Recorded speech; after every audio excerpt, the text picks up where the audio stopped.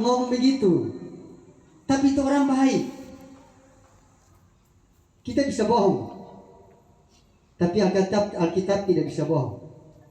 Amin. Karena apa yang keluar dari mulut itu ada di sini.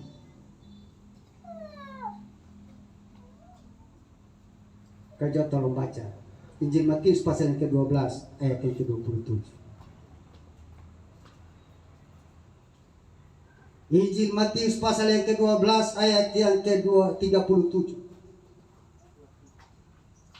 Pasal yang ke-12 ayat yang ke-37. Firman Tuhan, karena menurut ucapanmu engkau akan dibenarkan, dan menurut ucapanmu pula engkau akan dihukum. Saking enaknya kita berbicara, kita lupa akan hal ini. Dengan perkataanmu engkau dibenarkan, dengan perkataanmu pula engkau akan dihukum. Semua kita pasti dengar Ahok pada beberapa tahun yang lalu. Hanya karena dengan perkataannya dia dipenjarakan. Dianggap bahwa dia menista agama. Perkataan berpengaruh.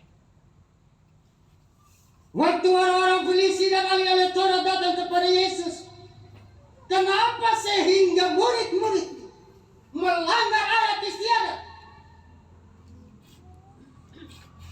Hukumnya bahwa makan itu harus cuci tangan.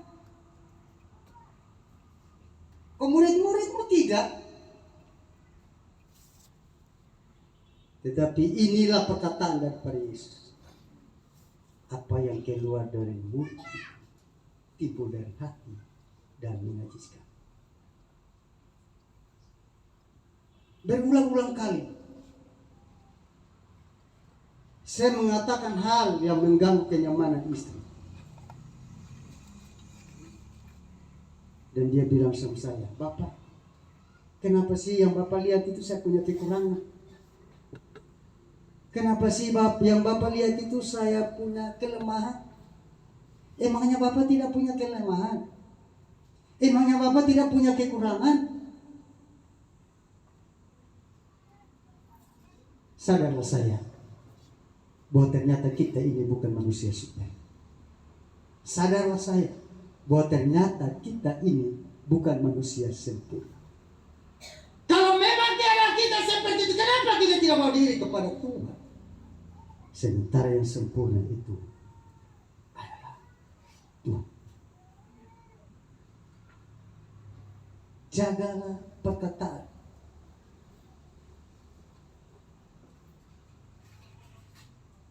Ada orang sudah utang sama orang, tetapi kalau kita pergi tadi, bukannya dia minta maaf, ngamuk dia.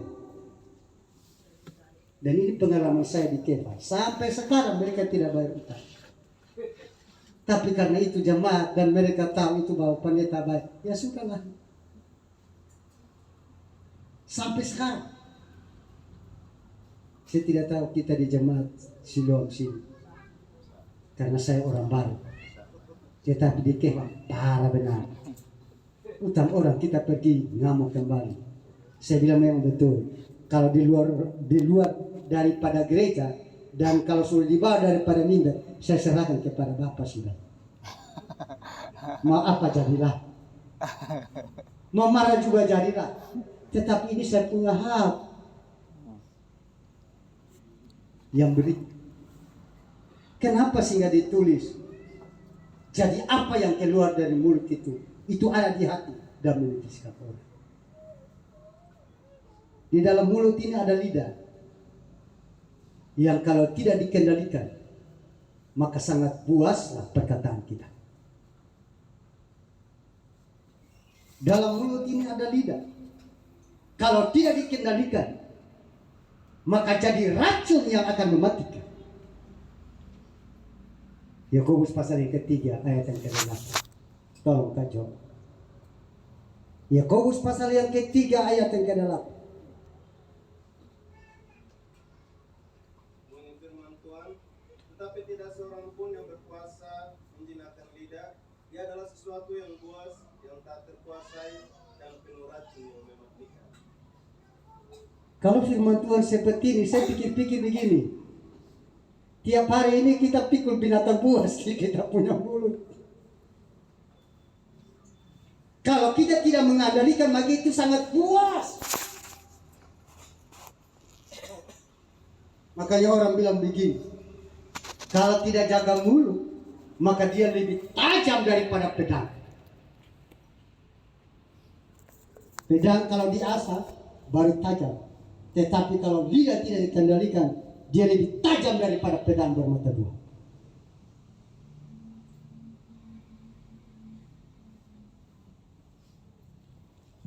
Di situ dikatakan, Yakobus pasal yang ketiga ayat yang ke-8. Kalau mulut lidah kita yang ada di lidah yang ada dalam mulut kita tidak dikendalikan, maka dia bagaikan binatang buas yang menakutkan.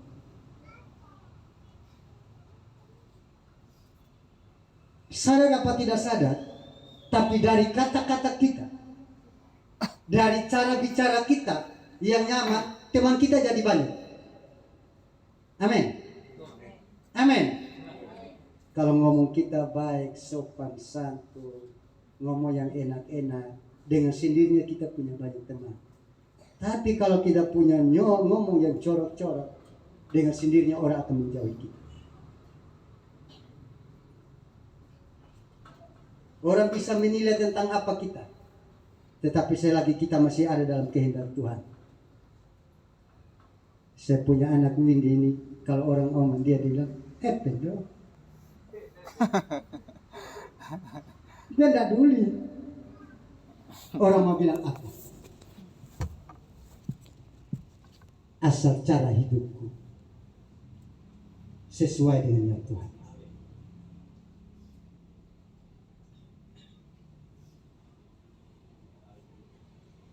Jangan buang sampah sembarangan. Itu berarti memang ada sesuatu yang sudah tidak benar dalam hidup kita, yang mungkin sudah mumpuk dalam hidup kita, yang kita tidak tahu harus kemana lagi kita akan bawa.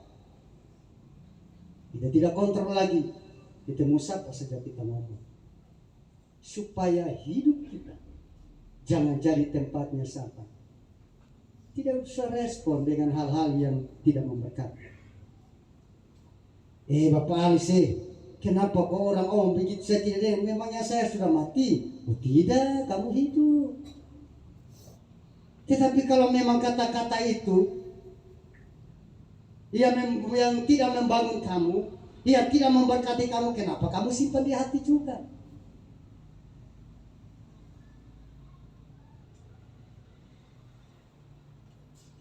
Ada para medis bilang begini,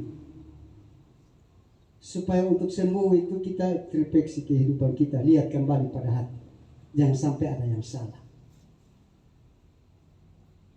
Maka saya ingat firman Tuhan, hati yang gembira adalah obat yang manjur, tapi semangat yang patah kasih kering ini tulang, masih muda sudah keropos-keropos. Jemaat Tuhan yang dikasihi, jadi apa yang keluar dari mulut itu yang timbul dari hati dan menajiskan. Tanpa kita sadar, kita ini selalu bikin kotor diri dan bikin kotor orang lain.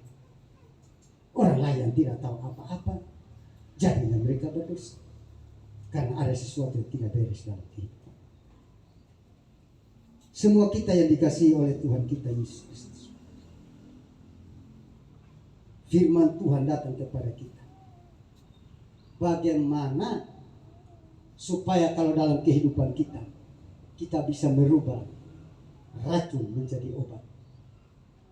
Kita bisa merubah penyakit menjadi tidak jadi penyakit. Maka tempatkan kebenaran firman Tuhan di dalam kehidupan. Karena firman Tuhan itu manis. Firman Tuhan itu sedap. Amin. Firman Tuhan itu kudus, layak dipuji. Kajau tolong baca Filipi pasal yang keempat ayat yang ke-8. Ini yang mesti kita lakukan dalam hidup kita sebagai orang yang percaya kepada Tuhan. Bunyi firman Tuhan, jadi akhirnya saudara-saudara, semua yang benar, semua yang manis, semua yang sedap didengar, semua yang disebut kebajikan dan patut dipuji, pikirkanlah semua itu. Jadi akhirnya saudara-saudara, semua yang benar dalam firman Tuhan itu, kenapa sehingga kita harus ikut apa yang dikatakan Tuhan? Karena Yesus berkata, akulah jalan kebenaran dan hidup. Tidak ada seorang pun sampai kepada Bapa kalau tidak melalui Aku. Artinya yang benar adalah firman Tuhan, adalah pribadi daripada Yesus. Yang suci adalah Yesus. Yang patut dipuji adalah Yesus. Yang patut diagungkan adalah Yesus. Firman. Jadi kalau kita tempatkan kebenaran firman Tuhan dalam hidup kita, sesuatu yang mengganjal dalam hati kita dan kita ungkapkan lewat cara bicara kita, yang bisa merubah itu tidak lain hanya Tuhan. Kalau Tuhan merubah kehidupan kita melalui kebenaran firman, maka yang kita pikirkan adalah yang pertama benar, yang kita pikirkan suci, yang kita pikirkan haji, dan seterusnya dan seterusnya. Kalau Tuhan dalam hidup kita, maka bicara kita tidak akan kurang ajar. Melihat pasal yang ketiga, ayat yang ke-13 sampai pada ayat yang ke-17. Tuhan berkata, bicaramu kurang ajar tentang aku. Orang fasik juga yang kau mengatakan itu benar. Orang yang tidak beribadah kepada Tuhan juga yang kau mengatakan itu baik. Kita beribadah kepada Tuhan, maka kita kembali membangun satu hubungan itu. Melihat pasal yang ketiga, ayat yang ke-13 sampai ayat yang ke-17, Kajoto.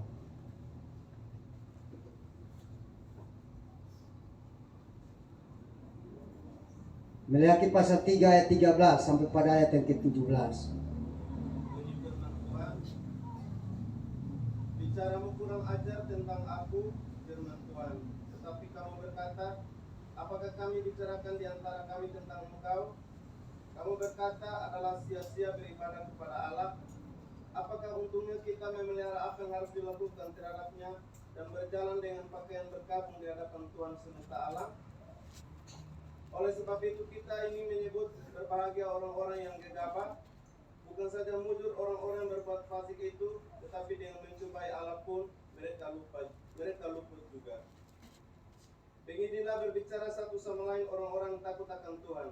Tuhan memperhatikan dan mendengarnya, sebuah kitab peringatan ditulis di hadapannya bagi orang-orang yang takut akan Tuhan dan bagi orang-orang yang menghormati namanya. Mereka akan menjadi milik kesayanganku sendiri, firman Tuhan semesta alam, pada hari yang kusiapkan. Aku akan mengasihani mereka sama seperti seorang menyayangi anaknya yang melayani dia. Jadi waktu kita tempatkan kebenaran firman Tuhan dalam hidup kita, bicara kita tidak kurang ajar lagi, baik terhadap sesama kita yang olehnya Tuhan ciptakan kita di bumi ini, dan juga terhadap. Jadi firman Tuhan datang kepada kita, berbicara kepada kita, mengingatkan kita bagaimana menjaga kehidupan kita untuk kita terus ada dalam karya keselamatan Tuhan. Maka yang mesti kita lakukan ini adalah hal yang sederhana yang hari-hari kita bawa kemana-mana, yaitu mulut kita. Mungkin ada yang bilang, Bapak Pendeta ngomongnya begitu kayak sudah sempurna. Dalam hal ini mari kita semua mengintrospeksi diri, lihat kembali kepada firman. Saya jadi berpikir begini Bapak Mama, setiap kali dalam apa yang disampaikan Tuhan melalui hamba-hamba Tuhan, tujuannya supaya kita selamat. Melihat akan kebenaran firman Tuhan, mendengar akan kebenaran firman Tuhan, apa yang disampaikan yang harus kita benahi dalam hidup kita.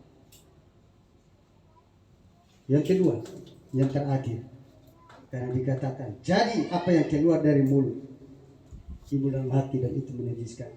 Berbicara tentang hati.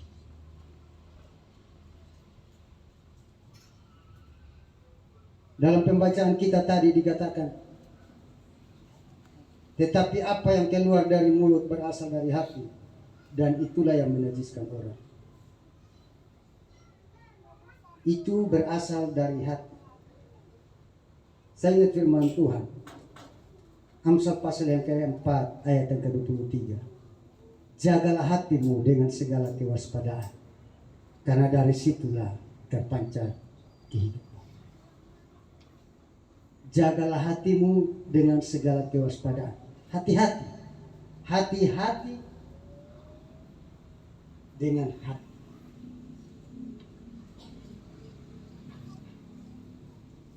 Saya pernah menyakiti istri saya dengan perkataan.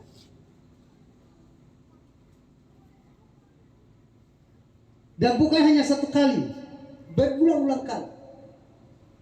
Tetapi saya menceritakan sebuah pengalaman. Saya bilang begini,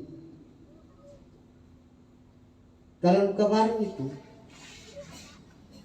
sama luka yang sudah infeksi, yang lebih parah yang mana? Luka baru dengan luka yang sudah lama yang infeksi, yang lebih parah yang mana? Infeksi. Dia bilang yang infeksi. Kenapa? Sakit lagi, bau busuk.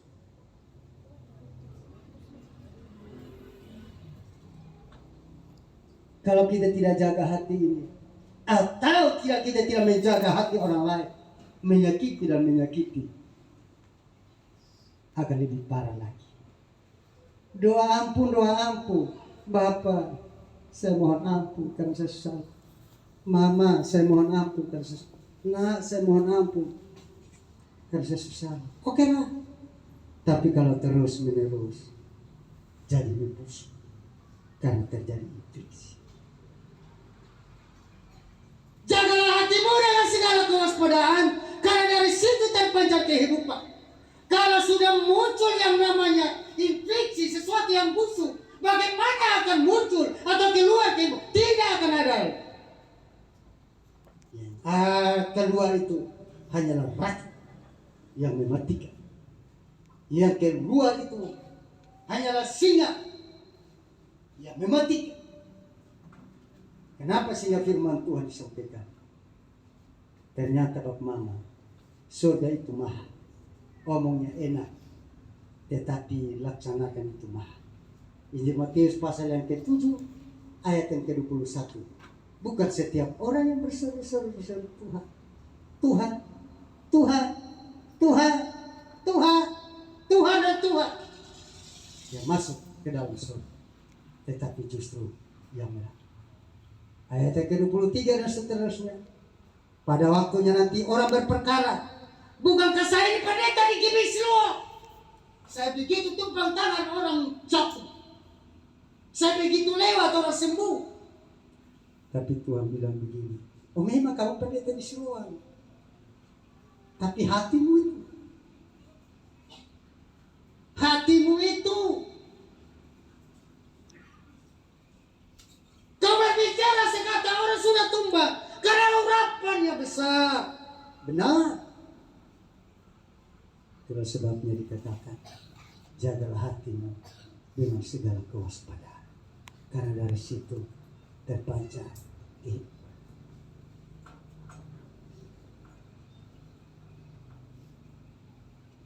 Kami punya anak 4 orang, 2 pasang, 2 laki-laki, 2 perempuan.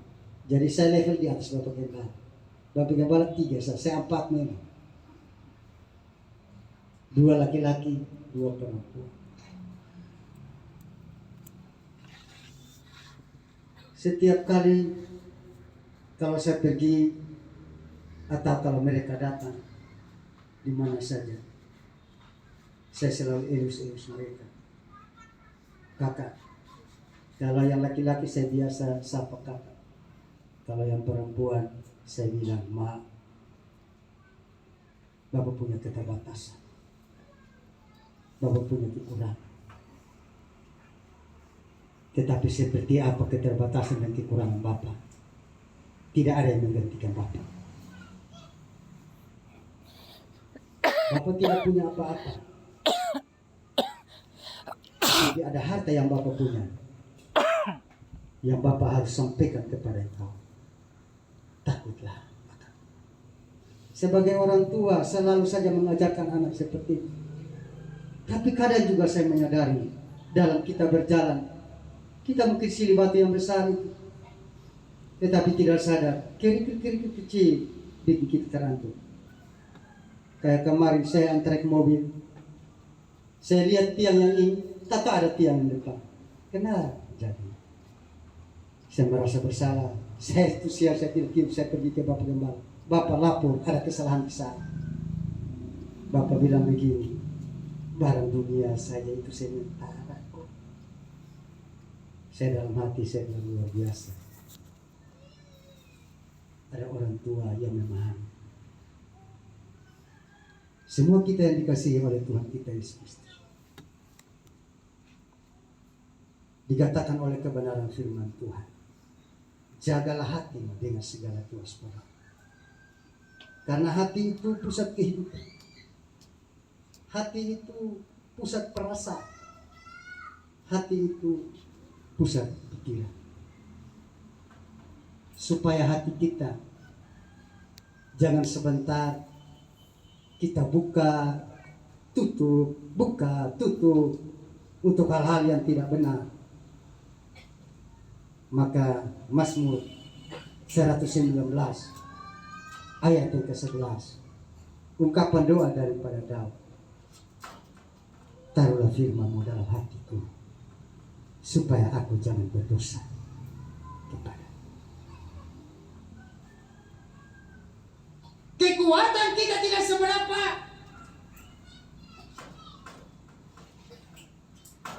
Yesus bersama dengan murid-murid, Petrus dan teman-temannya, tidak sanggupkah kamu hanya berdoa sejam saja? Apa yang dikatakan oleh kebenaran firman Tuhan? Hati berkehendak, tapi tubuh lemah. Sudah tahu kalau tubuh lemah, jangan menjauh daripada Tuhan. Yang setuju katakan amin. Yang setuju katakan amin. Roma pasal yang ke-12 ayat yang pertama sampai seterusnya. Ibadah yang sejati yaitu persembahkanlah tubuh. Kalau kita sudah tahu memang roh itu penurut tapi daging yang lemah, jangan sekali-kali kita menjauhkan diri daripada pertemuan ibadah.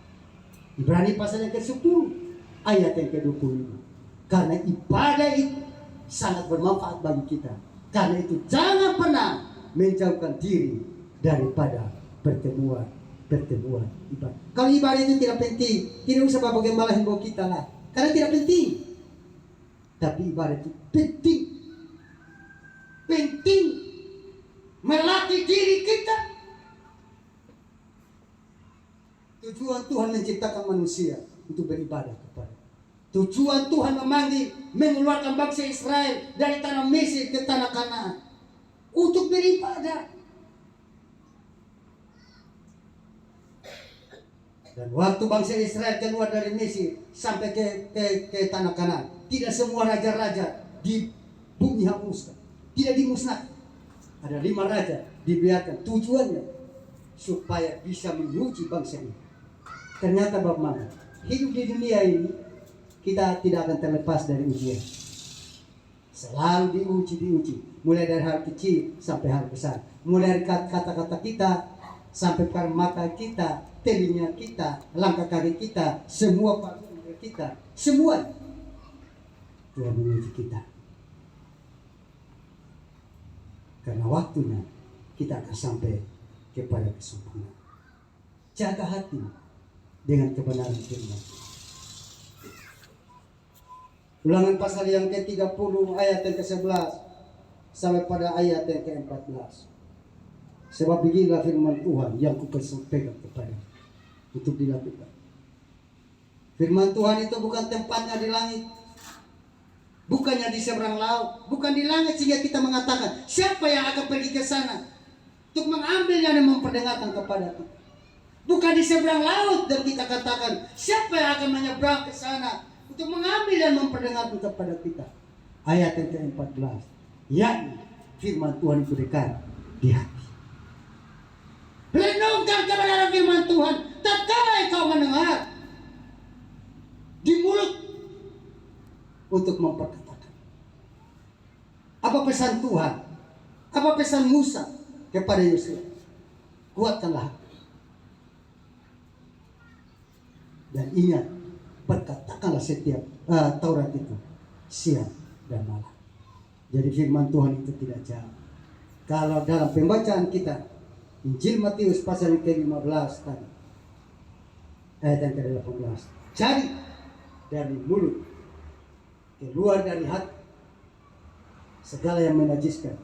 Maka mari kita tempatkan kebenaran firman Tuhan di dalam hati kita untuk kita merenungkan siang dan malam, di dalam mulut kita untuk kita memperkatakan itu setiap saat di mana saja kita berada. Tuhan Yesus memberkati kita. Amin. Saya bermusik.